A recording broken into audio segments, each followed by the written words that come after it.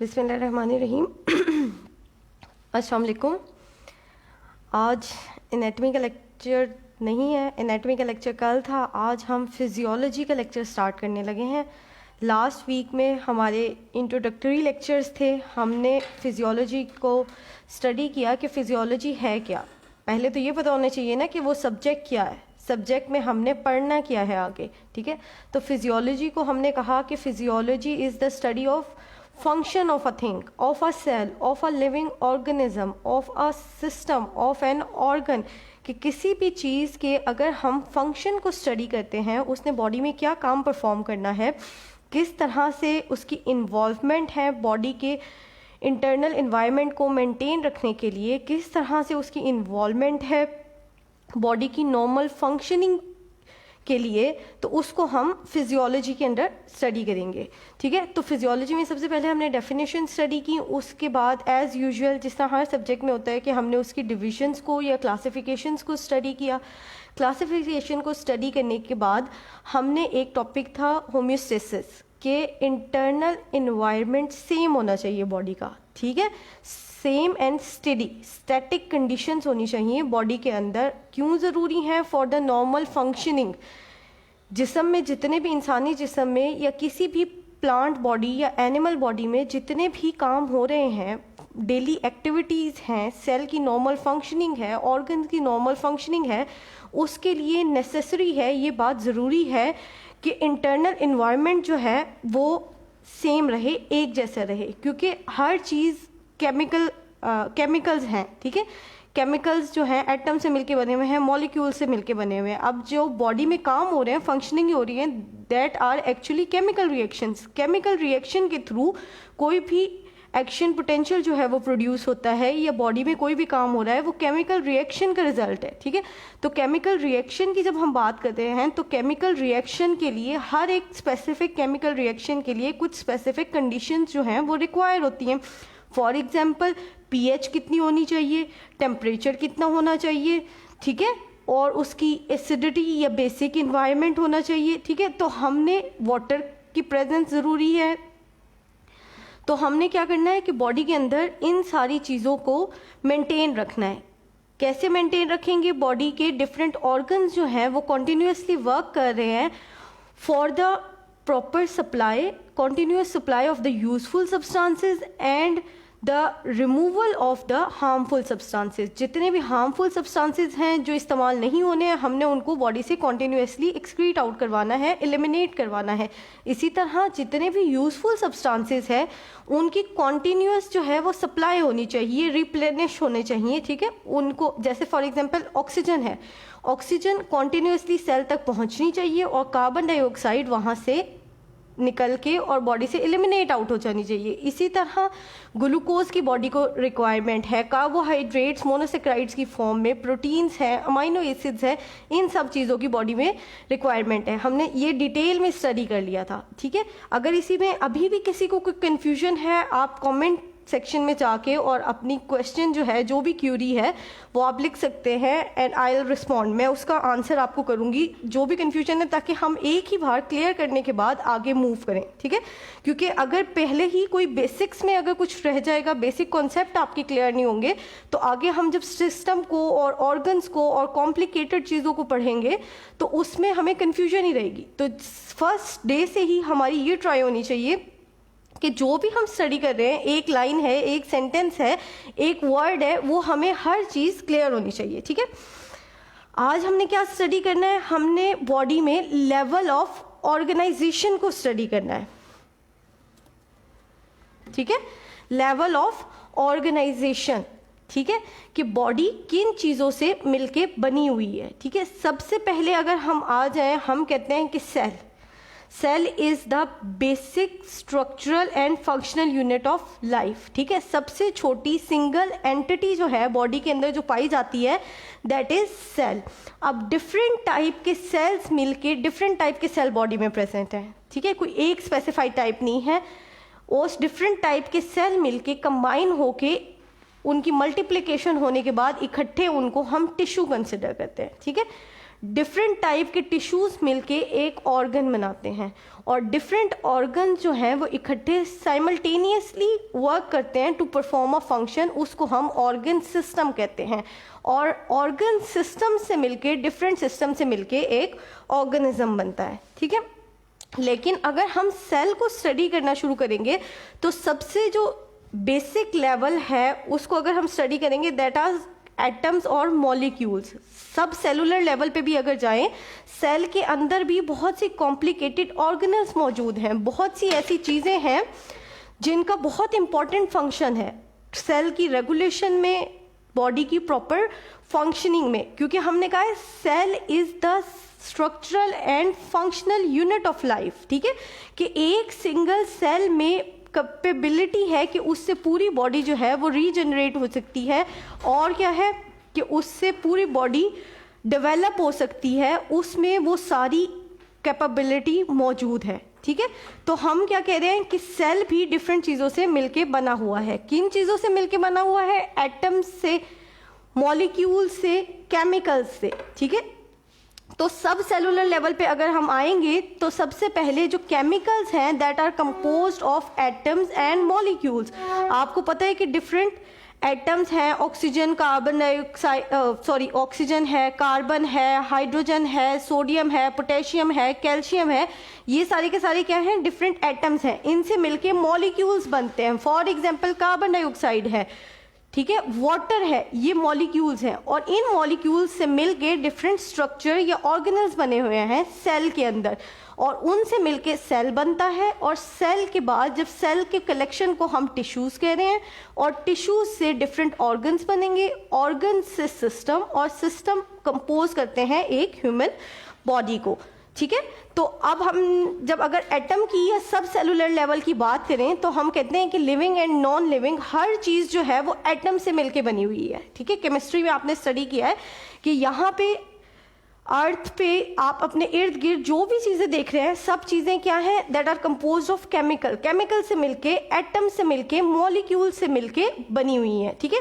All living and non-living things are made up of one or more unique substances called elements. Different elements जो हैं, periodic table हमने chemistry में study किया है, ठीक है। उसमें हमने सारे के सारे एलिमेंट्स को जो दुनिया में पाए जाते हैं, अभी तक डिस्कवर हुए हैं, उनको हमने स्टडी किया था, ठीक है। तो स्मॉलेस्ट यूनिट क्या है? एटम। एटम स्मॉलेस्ट यूनिट है। उसके हमने क्या कहा है? एलिमेंट की एग्जांपल है ऑक्सीजन है, कार्बन है, हाइड्रोजन है, सोडियम, पोटेशियम, कैल्शियम, क्लोराइड, ठीक है, फ्लोराइड है। तो ये सारी क्या है? एलिमेंट्स हैं डिफरेंट जो नेचर में पाए जाते हैं। Atoms combine to form molecules. Atoms क्या करते हैं? जब कंबाइन होते हैं, इकट्ठे होते हैं, उनसे डिफरेंट मॉलिक्यूल्स बनते हैं। फॉर एग्जाम्पल H2O, दो हाइड्रोजन के मतलब एटम्स मिलेंगे और एक ऑक्सीजन का, that will form water. H2O water की फॉर्मेशन होगी। O2, दो ऑक्सीजन के एटम मिलके ऑक्सीजन बनाएंगे, ठीक है। इसी तरह CO2, एक कार्बन और दो ऑक्सीजन के एटम मिलके कार्बन डाइऑक्साइड बनाएंगे। इसी तरह ग्लूकोज है, डिफरेंट प्रोटीन्स हैं, सुक्रोज है, फ्रुक्टोज है, ठीक है, एंजाइम्स हैं, कार्बोहाइड्रेट्स हैं, लिपिड्स हैं, फैट्स हैं, वो सारी चीज़ें एटम्स से मिलके बनी हुई हैं। यहाँ पे अगर हम देखें O2 oxygen gas which has 2 atoms of the element oxygen. Carbon dioxide में क्या है? 1 atom of carbon and 2 atom of oxygen. इसी तरह ग्लूकोज में क्या है? 6 atom of carbon, 12 hydrogen and 6 oxygen के एटम्स हैं। इसी तरह प्रोटीन्स जो हैं, proteins are long chains of amino acids. Polypeptides हैं, किससे मिलके बने हुए हैं? अमाइनो एसिड से मिलके बने हुए हैं। अमाइनो एसिड्स की अगर आप कंपोजिशन में जाएंगे, उसमें वही चीज़ें मौजूद हैं। कार्बन है, उसमें हाइड्रोजन है, उसमें नाइट्रोजन है, उसमें ऑक्सीजन है, ठीक है, सल्फर प्रेजेंट हो सकता है। इसी तरह glucose is the example of monosaccharide. Monosaccharides की जब लंबी लंबी चेन्स मोनोसेक्राइड्स एक दूसरे के साथ जुड़ते हैं, दैट फॉर्म कार्बोहाइड्रेट्स, ठीक है, कार्बोहाइड्रेट्स बनते हैं। कार्बोहाइड्रेट्स, इसमें भी आप देखें कार्बन, हाइड्रोजन एंड ऑक्सीजन मौजूद है। इसी तरह लिपिड्स को आप देखेंगे, फैटी एसिड्स की लॉन्ग चेन्स हैं, उसमें क्या है? यही एटम्स मौजूद हैं, ठीक है। तो हर चीज़ बॉडी में जो भी चीज़ प्रेजेंट है that is compose of different atoms, elements से मिलके बनी हुई है। अभी अगर आप सरजाब्ता का लेक्चर देखेंगे, वो वीडियो हमारे पेज पे आपको मिल जाएगी। उसमें आप डिटेल में, अगर बायोकेमिस्ट्री में हम स्टडी करेंगे तो उसमें कार्बोहाइड्रेट की कंपोजिशन को आप स्टडी करेंगे, लिपिड्स की कंपोजिशन को स्टडी करेंगे, प्रोटीन की कंपोजिशन को स्टडी करेंगे, ठीक है। बॉडी में जितनी भी चीज़ें पाई जाती हैं सबकी जब आप कंपोजिशन को स्टडी करेंगे तो आप देखेंगे कि हर चीज़ जो है वो एटम से मिलके बनी हुई है। अब एटम से मिलके क्या बन रहे हैं? मॉलिक्यूल्स बन रहे हैं। और मॉलिक्यूल्स क्या हैं? Building block to all structure in the human body, ठीक है। जितने भी मॉलिक्यूल्स हैं वो इकट्ठे मिलके और बॉडी में ऑर्गन्स, ऑर्गेनल्स, सेल्स ये बनाते हैं, ठीक है। अब यहाँ से जो हमने बात स्टार्ट करनी है, हमने बात स्टार्ट करनी है सेल से, ठीक है। वो तो सब सेलुलर लेवल था ना। अब हमारी जो डिस्कशन है वो स्टार्ट होनी है सेल से कि सेल क्या है। एक्चुअली हमें सेल का पता होगा, उसकी टाइप का पता होगा, उसके फंक्शन का पता होगा, तब ही हम आगे फॉरवर्ड मूव कर सकते हैं, ठीक है। क्योंकि हमने टिश्यूज को स्टडी करना है, ऑर्गन्स को स्टडी करना है, सिस्टम्स को स्टडी करना है, then as a whole organisms को स्टडी करना है। फर्स्ट ऑफ ऑल अगर हमें पता ही नहीं है कि सेल क्या चीज़ है, किन चीज़ों से मिलकर बना हुआ है, क्या फंक्शंस उसने परफॉर्म करने हैं, तो हम इन चीज़ों को समझ नहीं सकते, हमें डिफिकल्टी पेश आएगी। सेल स्ट्रक्चर एंड फंक्शंस, अगर हम सेल के स्ट्रक्चर और फंक्शन को आज डिटेल में स्टडी करेंगे। ये एक एनिमल सेल है, ठीक है। सेल का हमने कहा है इतनी छोटी एंटिटी है, इतना छोटा यूनिट है जो नेकेड आई से, इंसानी आंख से हमें नज़र नहीं आता है। हमें उसके लिए, उसको देखने के लिए हमें माइक्रोस्कोप की ज़रूरत पड़ती है। तो this image is form under the microscope. Microscope के नीचे हाई मैग्निफिकेशन के बाद आपको सेल नज़र आता है। अब सेल में अगर आप देखेंगे तो 3 मेन इंपॉर्टेंट कंपोनेंट्स हैं सेल के, ठीक है। 3 मेन इंपॉर्टेंट कंपोनेंट्स हमने ये एफएससी में, बायोलॉजी में बहुत डिटेल में स्टडी किया है, ठीक है। मैट्रिक लेवल पे भी आपने स्टडी किया है। तो क्या है? 3 मेन इंपॉर्टेंट जो कंपोनेंट्स हैं सेल के, that are, one is the nucleus, other one is the cell membrane and third one is the cytoplasm and the organelles. cytoplasm और उसके अंदर जितने भी organelles मौजूद हैं that are the third components. कौन कौन से? nucleus, cell membrane and the cytoplasm and the organelles. ये आपको जो बाउंड्री है that is the cell membrane, ठीक है। बाहर वाली कवरिंग को हम सेल मेम्ब्रेन कहते हैं। सेंटर में न्यूक्लियस प्रेजेंट है और हमें पता है कि जो न्यूक्लियर मटेरियल है, जेनेटिक मटेरियल है, डीएनए है, वो न्यूक्लियस के अंदर मौजूद होता है। अब जो उसके अराउंड है, न्यूक्लियस के अराउंड और सेल मेम्ब्रेन के अंदर, ठीक है, उस सारे पोर्शन को हम साइटोप्लाज्म कहते हैं, ठीक है। साइटोप्लाज्म में डिफरेंट ऑर्गेनल्स मौजूद हैं। जैसे हमने कहा है कि साइटोप्लाज्म में एंडोप्लाज्मिक रेटिकुलम है, rough endoplasmic reticulum and smooth endoplasmic reticulum, 2 types है। राइबोसोम्स की प्रेजेंस की वजह से हम उसको रफ एंडोप्लाज्मिक रेटिकुलम कहते हैं। इसी तरह राइबोसोम्स प्रेजेंट हैं, लाइजोजाइम्स है, ठीक है। उसके अलावा माइटोकॉन्ड्रिया है, डिफरेंट वेसिकल्स है, गोल्जी ऑपरेटस है, ठीक है, सेंट्रियोल्स हैं। तो ये क्या है? डिफरेंट ऑर्गेनल्स हैं जो सेल के अंदर मौजूद हैं और इन्होंने डिफरेंट फंक्शंस परफॉर्म करने हैं। सेल, हम फर्स्ट लेक्चर से हम यही बात कर रहे हैं कि सेल क्या है? Basic structural and functional unit of life है। The smallest unit displays the characteristic of life. वो सबसे छोटा यूनिट, इकाई, ठीक है, सिंगल सब्सटेंस जो क्या कर सकता है, that has all the characteristics of life, कि लाइफ के उसके अंदर सारे कैरेक्टरिस्टिक्स मौजूद हैं। एक सेल से आपको पता है पूरी बॉडी जो है, पूरा ऑर्गेनिज्म डेवलप होता है। इसमें क्या है? रिप्रोडक्शन हो रही है, मेटाबॉलिज्म हो रही है, रिस्पॉन्स टू स्टिमुलाई है, हर काम सेल परफॉर्म कर रहा है, कर सकता है, उसमें ये सलाहियत मौजूद है। General sub division of cell, जैसे हमने पहली स्लाइड में सेल का स्ट्रक्चर देखने के बाद मैंने आपको बताया है कि 3 चीजें हैं, सेल मेम्ब्रेन है, न्यूक्लियस है and cytoplasm. 3 main important components, plasma membrane या cell membrane, selectively permeable boundary between the cell and the environment. Selectively permeable या पार्शियली परमिएबल है, क्या मतलब है? तो हर चीज को सेल से बाहर नहीं जाने देगी, और बाउंड्री है ना, कवरिंग है, ठीक है, और वो पार्शियली परमिएबल है। मतलब फिल्टर पेपर देखा हुआ है ना, फिल्टर लगा हुआ है, कुछ चीजें उसमें से क्रॉस करके दूसरी साइड पे मूव कर जाएंगी और कुछ चीजें अंदर ही रिटेन रहेंगी, वो बाहर मूव नहीं करेंगी। Nucleus regulatory centre of the cell है, ठीक है। न्यूक्लियस में क्या है, रेगुलेशन हो रही है हर चीज़ की, एंजाइम्स ने बनना है, प्रोटीन्स की डेवलपमेंट है, उन्होंने बनना है, क्रोमोसोम्स हैं वहाँ पे प्रेजेंट, डीएनए है, वहाँ से मैसेंजर आरएनए की डेवलपमेंट होगी। तो रेगुलेशंस जो है रेगुलेट कर रहा है, कंट्रोल कर रहा है पूरे सेल को, सेल की एक्टिविटी को न्यूक्लियस, ठीक है। न्यूक्लियस क्या है, उसका कंट्रोल सेंटर है, रेगुलेटरी सेंटर है, सेल की सारी एक्टिविटीज न्यूक्लियस के थ्रू कंट्रोल हो रही हैं। Then third one is the cytoplasm. Cytoplasm everything between the plasma membrane and the nucleus. Plasma membrane और न्यूक्लियस के दरमियान जितना भी सब्सटेंस, जो भी चीज़ें मौजूद हैं, उसको हम साइटोप्लाज्म कंसिडर करते हैं। फ्लूइड प्लस ऑर्गेनल्स, ठीक है। वहाँ पे पानी भी मौजूद है, वहाँ पे सॉल्ट्स भी मौजूद होंगे, वहाँ कार्बोहाइड्रेट्स मौजूद हैं, प्रोटीन्स हैं, लिपिड्स हैं, गोल्जी ऑपरेटर्स है, सेंट्रियोल्स है, वैक्यूल्स है। तो ये सारी चीज़ें क्या हैं, ये साइटोप्लाज्म का हिस्सा है।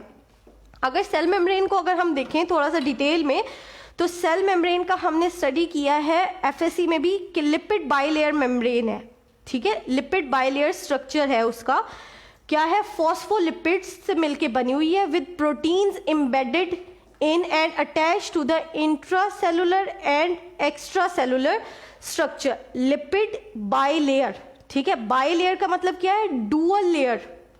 डुअल लेयर, बाई का मतलब क्या होता है, टू लेयर्ड। फॉस्फोलिपिड्स की दो लेयर हैं, दोनों साइड्स पे फॉस्फोलिपिड्स मौजूद हैं, डबल लेयरिंग है, और उसमें प्रोटीन्स जो हैं एम्बेड हुए हैं, दरमियान में कहीं कहीं पे प्रोटीन्स मौजूद हैं, ठीक है। अगर स्ट्रक्चर हम स्टडी करें, देखें तो ये देखें, एक लेयर ये लिपिड की लेयर है, एक लेयर ये लिपिड की लेयर है, और दरमियान में ये जो आपको ब्लू कलर के नजर आ रहे हैं, दैट आर द प्रोटीन्स, ठीक है। इसके अलावा ये कोलेस्ट्रॉल के कुछ मॉलिक्यूल्स मौजूद हैं, ठीक है, ये कार्बोहाइड्रेट्स मौजूद हैं, लेकिन मोस्ट इंपॉर्टेंटली लिपिड्स की दो लेयर है, ठीक है। लिपिड्स की, फॉस्फोलिपिड की दो लेयर है, उसको भी हमने डिटेल में स्टडी किया था कि उसका एक हाइड्रोफोबिक एंड होता है, एक हाइड्रोफिलिक एंड होता है, ठीक है। हाइड्रोफोबिक दोनों के अंदर की साइड है, ये वाला जो टेल होती है that is the hydrophobic tell and the hydrophilic head होता है, ठीक है, लिपिड्स का। तो वाटर के साथ एफिलिएशन है, एफिनिटी है, तो उसको वो बाहर की साइड और अंदर की साइड, और जो हाइड्रोफोबिक है पार्ट वो सेंटर में मौजूद है दोनों का।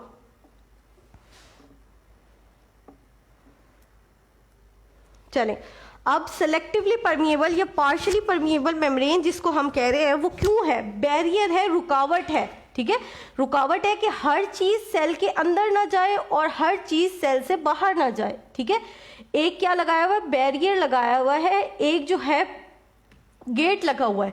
गेट कुछ चीजों को अलाउ कर रहा है बाहर जाने के लिए और कुछ चीजों को अंदर आने से रोक रहा है। Controls what enters and leaves the cell. Cell के अंदर आने वाली, एंटर होने वाली हर चीज को कंट्रोल किया जाता है। किस चीज की जरूरत है, सिर्फ उसको अंदर एंटर होने दिया जाएगा, जिसको सेल रिकॉग्नाइज करता है, ठीक है, कि इसकी जरूरत है, ये यूजफुल सब्सटेंसेस है।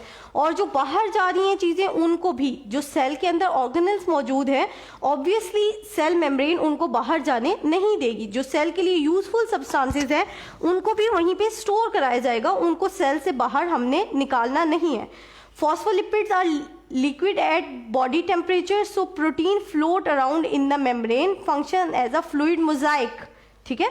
फ्लूइड मोजाइक मॉडल हम इसको इस वजह से कहते हैं कि फॉस्फोलिपिड्स बॉडी टेम्परेचर पे क्या है कि फ्लूइड फॉर्म में होते हैं, ठीक है, लिक्विड है, और प्रोटीन्स जो हैं उसमें वो फ्लोट कर रहे होते हैं, यहाँ पे तैर रहे होते हैं, यहाँ पे, ठीक है। ये फॉस्फोलिपिड्स की लेयर्स हैं और ये प्रोटीन सेंटर में मौजूद हैं, ठीक है। अब सेल मेम्ब्रेन ने क्या करना है, जो पार्शियली परमिएबल मेम्ब्रेन है उसने रेगुलेट करना है इंटरनल एनवायरनमेंट ऑफ सेल, ठीक है, और क्या इंश्योर करना है कि सेल का एक्सटर्नल एनवायरनमेंट, मतलब एक्स्ट्रा सेलुलर एनवायरनमेंट, सेल के बाहर का जो एनवायरनमेंट है वो, और सेल के अंदर का environment, intra cellular environment same ना हो, ठीक है। ये बहुत इंपॉर्टेंट बात है। क्यों इंपॉर्टेंट बात है, ये कॉन्सेप्ट बिल्कुल क्लियर होना चाहिए कि सेल मेम्ब्रेन का मेन फंक्शन क्या है, main responsibility ensure the composition of extra cellular fluid is not the same as the composition of intracellular fluid. क्यों इंश्योर करना है, मतलब क्या ज़रूरत है, अगर हो भी जाए हो जाए, बाहर का भी इन्वायरमेंट अंदर जैसे ही हो जाए, नहीं होना चाहिए, ठीक है। अगर हो जाएगा, क्योंकि आपको पता है कि हमने कहा है हर चीज़ केमिकल से मिलकर बनी हुई है, और केमिकल्स की मूवमेंट, एटम्स की movement against the concentration gradient होती है, ठीक है। एक जगह से चीज़ें दूसरी जगह ट्रांसपोर्ट होंगी, केमिस्ट्री है, केमिस्ट्री के पॉइंट ऑफ व्यू से आप ज़रा देखें कि एक जगह से दूसरी जगह अगर चीज़ें मूव करेंगी तो वो किस वजह से करेंगी, कंसंट्रेशन ग्रेडियंट की वजह से करेंगी। एक जगह उसकी कंपोजिशन ज़्यादा है, एक जगह उसकी कंसंट्रेशन ज़्यादा है, दूसरी जगह उसकी कम है, तो जिस जगह कंसंट्रेशन कम होगी चीज़ें हायर कंसंट्रेशन से लोअर कंसंट्रेशन की तरफ मूव करेंगी। अगर एक ही कंपोजिशन हो जाए दोनों जगह की, एक्स्ट्रा सेलुलर फ्लूइड की और इंट्रासेलुलर फ्लूइड की एक ही कंपोजिशन हो जाए तो इक्विलिब्रियम डेवलप हो जाता है, ठीक है। इक्विलिब्रियम का क्या मतलब है कि स्टडी है, दोनों जगह पे कंपोजिशन सेम है, दोनों जगह पे जब अगर कंपोजिशन सेम हो जाएगी तो सोल्यूट्स की, एटम्स की, मॉलिक्यूल्स की मूवमेंट जो है वो रुक जाएगी, ठीक है। तो चीज़ों के एक जगह से दूसरी जगह जाने के लिए, ट्रांसपोर्ट के लिए कंसंट्रेशन ग्रेडियंट का होना ज़रूरी है, और कंसंट्रेशन ग्रेडियंट के लिए ज़रूरी है कि सेल का इंटरनल इन्वायरमेंट और एक्सटर्नल इन्वायरमेंट जो है वो सेम ना हो, ठीक है। Then water soluble substances salt nutrients cross membrane with aid of protein channels which are selective about what can pass through। Protein जो है वो मूव कराने हैं डिफरेंट सॉल्ट्स को, वाटर के थ्रू है, और जो है लिपिड्स भी हेल्प आउट करते हैं। Lipids can directly through bilayer bye diffusion, diffusion के थ्रू जो है लिपिड जो है एक जगह से दूसरी जगह, डिफ्यूजन हमने कहा था कि क्या है, it's a movement of substances from a higher concentration to lower concentration. बाहर अगर एक्स्ट्रा सेलुलर फ्लूइड में कंसंट्रेशन ज़्यादा है तो चीज़ें ऑटोमेटिकली इंट्रासेलुलर फ्लूइड की तरफ सेल के अंदर मूव करेंगी। जो यूजफुल सब्सटेंसेस, जब ब्लड में ऑक्सीजन और जो है ग्लूकोज की अमाउंट ज़्यादा होती है, ब्लड जैसे ही सेल तक पहुंचेगा, सेल ब्लड से निकलकर वो चीज़ें एक्स्ट्रा सेलुलर फ्लूइड में आएंगी और एक्स्ट्रा सेलुलर फ्लूइड से सेल के अंदर मूव करेंगी। इसी तरह टॉक्सिक सब्सटेंसेस जितने भी सेल के अंदर प्रोड्यूस हो रहे हैं, कार्बन डाइऑक्साइड है, यूरिया है, यूरिक एसिड है, वो निकल के सारी की सारी चीज़ें, क्योंकि उनकी सेल के अंदर कंसंट्रेशन ज़्यादा होगी, सेल के बाहर उसकी कंसंट्रेशन कम होगी, तो सेल के अंदर से निकल के वो सारी चीज़ें एक्स्ट्रा सेलुलर फ्लूइड में आ जाएंगी और एक्स्ट्रा सेलुलर फ्लूइड से निकल के कैपिलरीज के थ्रू ब्लड में चली जाएंगी, और ब्लड जब उनको किडनीज तक लेके जाएगा तो वहां से वो एक्सक्रीट आउट हो जाएंगी। ये था सेल मेम्ब्रेन। सेल मेम्ब्रेन का हमने स्ट्रक्चर स्टडी कर लिया है। क्या है, फॉस्फोलिपिड बायलेयर है, बायलेयर मेम्ब्रेन है लिपिड्स की, और जिसके दरमियान प्रोटीन जो है एम्बेड हुए हैं। सेल मेम्ब्रेन ने क्या करना है, रेगुलेशन करना है, कंट्रोल करना है ट्रांसपोर्ट ऑफ सब्सटेंसेस, सेल के अंदर से बाहर जाने वाली चीज़ें और सेल के बाहर से अंदर आने वाली चीज़ें। चेक एंड बैलेंस है, किस चीज़ की ज़रूरत है उसको सेल के अंदर एंटर होने दिया जाए, जो चीज़ टॉक्सिक सब्सटेंसेस हैं उनको सेल से बाहर निकाला जाए, ताकि सेल का इन्वायरमेंट जो है, इंटरनल इन्वायरमेंट, वो मेंटेन रखा जा सके, और एक्टिविटीज़ जो हैं, डेली एक्टिविटीज़ या रूटीन की एक्टिविटीज सेल के अंदर परफॉर्म हो सकें, ठीक है। अब अगर हम न्यूक्लियस की बात करें तो न्यूक्लियस जो है एनिमल सेल में सेंटर में प्रेजेंट होता है, ठीक है। न्यूक्लियर मेम्ब्रेन है, ठीक है, या न्यूक्लियर एनवलप जिसे हम कह रहे हैं, क्या है, phospholipid bilayer with nuclear pores. उसमें भी हमने क्या कहा है कि फॉस्फोलिपिड, ये जो मेम्ब्रेन है, ये आउटर मेम्ब्रेन अगर आप देखें, अगर आपको विजिबल है इस डायग्राम में, पिक्चर में, तो क्या है, ये न्यूक्लियर मेम्ब्रेन है, और इसके दरमियान आप देख सकते हैं कि यहाँ पे डिफरेंट पोर्स मौजूद हैं। पोर किस लिए है, for the transport of substances. Control what enters, membrane जहाँ पे भी प्रेजेंट है, सेलेक्टिवली परमिएबल मेम्ब्रेन जहाँ पे प्रेजेंट है, उसका काम क्या है कि उसने कंट्रोल करना है कि क्या चीज़ें सेल के अंदर या न्यूक्लियस के अंदर एंटर हो रही हैं और कौन सी चीज़ें बाहर जा रही हैं, ठीक है। और क्या है, सेल के अंदर सारा का सारा हमारा जेनेटिक मटेरियल जो है, क्रोमोसोम्स हैं, डीएनए है, वहां पे न्यूक्लियस के अंदर प्रेजेंट होता है। क्रोमोसोम्स क्या है, क्रोमेटिन क्या है, all the chromosomes which are long strands of molecule DNA. ठीक है, डीएनए के डबल स्ट्रैंडेड मॉलिक्यूल्स हैं और उससे मिलके क्रोमोसोम्स बने हुए हैं। क्रोमोसोम्स क्या है, न्यूक्लियर मटेरियल जिसे हम कहते हैं, जेनेटिक मटेरियल जिसको हम कहते हैं। DNA regulates all cell activities. अब हमने कहा है न्यूक्लियस जो है वो कंट्रोल सेंटर है सेल में रेगुलेट कर रहा है डिफरेंट एक्टिविटीज को, डिफरेंट रिएक्शंस को। DNA regulate all cell activities yet never leave the nucleus, how it is this is possible. ठीक है, तो उसके जरिए मैसेंजर आरएनए बनते हैं और मैसेंजर आरएनए न्यूक्लियस से बाहर निकल के जाते हैं और न्यूक्लियस से साइटोप्लाज्म में जाके डिफरेंट एक्टिविटीज परफॉर्म करने हैं। तो डीएनए का क्या काम है, उसने कैसे रेगुलेशन करनी है, वहां से उसने आरएनए भेजना है, मैसेंजर आरएनए, जो मैसेज लेके जाएगा। डीएनए न्यूक्लियस में ही मौजूद रहेगा, लेकिन आरएनए की, मैसेंजर आरएनए की प्रोडक्शन होगी। वो मैसेंजर आरएनए न्यूक्लियस से बाहर निकल के साइटोप्लाज्म में जाएगा और साइटोप्लाज्म में जाने के बाद उससे डिफरेंट मॉलिक्यूल्स की फॉर्मेशन होगी, डिफरेंट कंपाउंड्स बनेंगे और वो सेल की एक्टिविटीज को कंटिन्यू करवाएंगे। Short messenger molecule that exit through nuclear pores. DNA क्या है, लंबी लंबी लॉन्ग चेन है, डबल हेलिक्स स्ट्रक्चर है, हमने बायोलॉजी में स्टडी किया है। ठीक है, उसके बाद क्या है कि वहां से आरएनए की प्रोडक्शन है, मैसेंजर आरएनए की प्रोडक्शन है। मैसेंजर आरएनए न्यूक्लियर पोर से निकल के चला जाएगा साइटोप्लाज्म में और साइटोप्लाज्म में जाने के बाद डिफरेंट जो है एंजाइम्स की और जो है प्रोटीन्स की फॉर्मेशन होगी जो सेल की एक्टिविटीज को रेगुलेट करेंगे।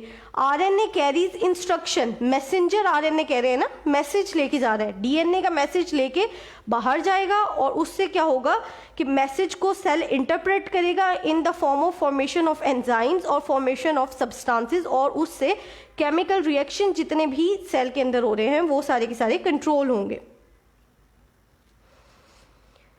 न्यूक्लियोलस क्या है, साइट ऑफ राइबोसोम सिंथेसिस है, compartment in the nucleus where ribosomes are assembled. ठीक है, और ribosomes are then moved out into the cytoplasm through nuclear pore. Nucleolus कहते हैं हम सेंटर ऑफ न्यूक्लियस, न्यूक्लियस के सेंटर को हम न्यूक्लियोलस कहते हैं। वहां पे क्या है कि राइबोसोम्स की फॉर्मेशन हो रही है, राइबोसोम्स देन निकल के बाहर चले जाते हैं साइटोप्लाज्म के अंदर। Ribosomes and RNA work together outside the nucleus to build all the proteins in the cell. अब जितने भी प्रोटीन्स हैं, all the enzymes are protein in nature. ठीक है, सारे के सारे एंजाइम्स जो हैं वो प्रोटीन है और एंजाइम्स क्या कर रहे हैं, कैटालाइटिक एक्टिविटी है कि कोई भी केमिकल रिएक्शन है उसको रेगुलेट कर रहे हैं। ठीक है, उसको या तो कंटिन्यू करते हैं या स्टॉप कर देते हैं। ठीक है, तो वो कहाँ से बनेंगे, राइबोसोम्स और आरएनए से। ठीक है, और राइबोसोम्स कहाँ पे बन रहे हैं, न्यूक्लियोलस में बन रहे हैं। आरएनए कहाँ पे बन रहा है, जनरेट हो रहा है, मैसेंजर आरएनए न्यूक्लियस के अंदर डीएनए के स्ट्रैंड से जनरेट हो रहा है। ये देखें, ये न्यूक्लियस की मैग्निफिकेशन की हुई है। ठीक है, न्यूक्लियस की अगर ये सेल का स्ट्रक्चर है, सेल के अंदर जो न्यूक्लियस है उसको हमने मैग्नीफाई कर दिया है। ये न्यूक्लियर मेम्ब्रेन है या न्यूक्लियर एनवेलप जिसको हम कह रहे हैं, इसके अंदर ये डिफरेंट पोर्स है। इन पोर्स की मौजूदगी की वजह से आरएनए और राइबोसोम्स जो यहाँ पे मैन्युफैक्चर हो रहे हैं, बन रहे हैं, वो निकल के बाहर सेल के अंदर आ जाते, साइटोप्लाज्म में आ जाते हैं, सॉरी, और साइटोप्लाज्म में आकर वहाँ पे डिफरेंट प्रोटीन्स जनरेट होते हैं जो सेल की एक्टिविटीज को कंट्रोल करते हैं। ये न्यूक्लियोलस है, यहाँ पे क्या बन रहे हैं, राइबोसोम्स बन रहे हैं। ये हमारा क्रोमेटिन है। क्रोमेटिन क्या है, जितना भी हमारा डीएनए है, ठीक है, जेनेटिक मटेरियल जितना है, और इससे डीएनए से मैसेंजर आरएनए बनते हैं। राइबोसोम्स और मैसेंजर आरएनए निकल के बाहर आ जाएंगे और क्या करेंगे, साइटोप्लाज्म के अंदर प्रोटीन सिंथेसिस करवाएंगे। अब अगर हम third one is the cytoplasm. Cell membrane को हमने स्टडी कर लिया, न्यूक्लियस क्या है उसको स्टडी कर लिया। अब साइटोप्लाज्म, साइटोप्लाज्म क्या है, फ्लूइड पोर्शन। ठीक है, cytoplasm water with dissolve salt, nutrients and enzymes. Water main important component जो है सेल साइटोप्लाज्म की कंपोजिशन में देखें तो यहाँ पे हर जगह पे वाटर मौजूद है। ठीक है, और वाटर के अंदर क्या है, different salts, nutrient, sodium, potassium, calcium. ठीक है, क्लोराइड है, बाइकार्बोनेट आयन है, वो सारे के सारे यहाँ पे साइटोप्लाज्म के अंदर मौजूद हैं। और क्या चीज़ें मौजूद हैं यहाँ पे? प्रोटीन्स हैं, कार्बोहाइड्रेट्स हैं, एंजाइम्स हैं, लिपिड्स हैं, ठीक है। और यहीं पे साइटोप्लाज्म के अंदर ही सारे के सारे केमिकल रिएक्शंस हो रहे हैं जो डिफरेंट एक्टिविटीज़ परफॉर्म करवा रहे हैं सेल की। उसके अलावा क्या मौजूद है साइटोप्लाज्म के अंदर? डिफरेंट सेल ऑर्गेनल्स हैं, ठीक है। एंडोप्लाज्मिक रेटिकुलम की हमने बात की है, माइटोकॉन्ड्रिया है, वेसिकल्स हैं, सेंट्रियोल्स हैं, गोल्जी ऑपरेटस है, ये सारे के सारे सेल के डिफरेंट फंक्शंस परफॉर्म करवा रहे हैं, ठीक है। आज के लिए इतना ही काफ़ी है। लेवल ऑफ ऑर्गेनाइजेशन में हमने सब सेलुलर लेवल को स्टडी किया है कि एटम्स असल में क्या हैं, केमिकल्स और मॉलिक्यूल्स क्या हैं, किस तरह से उनकी फॉर्मेशन है, ठीक है। उसके अलावा हमने सेल को स्टडी किया है, ठीक है। सेल के बाद अब हम इंशाल्लाह कल जो है वो टिश्यूज और ऑर्गन्स और सिस्टम्स की तरफ मूव करेंगे। सबसे पहले सेल क्लियर होना चाहिए कि सेल क्या है और सब सेलुलर लेवल क्या है। सब सेलुलर लेवल में हमने कहा है कि एटम्स और एलिमेंट्स और मॉलिक्यूल्स हैं, और सेल की जब हमने बात की है तो cell basic structural and functional unit है, ठीक है। और वो तीन उसके मेन इंपॉर्टेंट हमने कंपोनेंट स्टडी किए हैं, सेल मेम्ब्रेन है, न्यूक्लियस है एंड द साइटोप्लाज्म, ठीक है। अब कोई क्वेश्चन हो आपने अभी पूछ लेना है मुझसे कमेंट सेक्शन में जाके। फिर क्या है कि कल मैं आपके पहले वो कन्फ्यूजन दूर करूंगी और देन हम आगे मूव ऑन करेंगे। Okay, thank you so much. अल्लाह हाफिज़।